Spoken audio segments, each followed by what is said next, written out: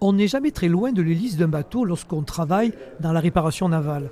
À l'intérieur du musée, dans le grand port de Marseille, Lucien, 93 ans, l'ancien soudeur, est confronté à l'outillage qui a marqué son quotidien. La première chose qu'il faut, c'est une paire de gants, il n'y en a pas.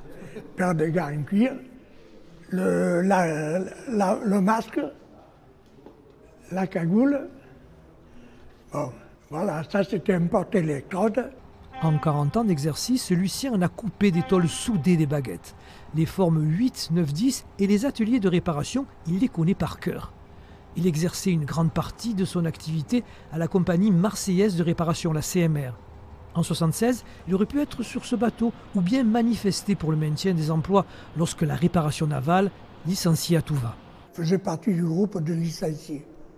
Et alors, Mais après, vu il y a eu une loi, on nous a fait ceux qui étaient proches de la retraite, on nous a repris jusqu'à la retraite. Comme je vous dis, c'était beaucoup, on venait parce que c'était beaucoup camaraderie plutôt qu'autre chose, on venait volontiers.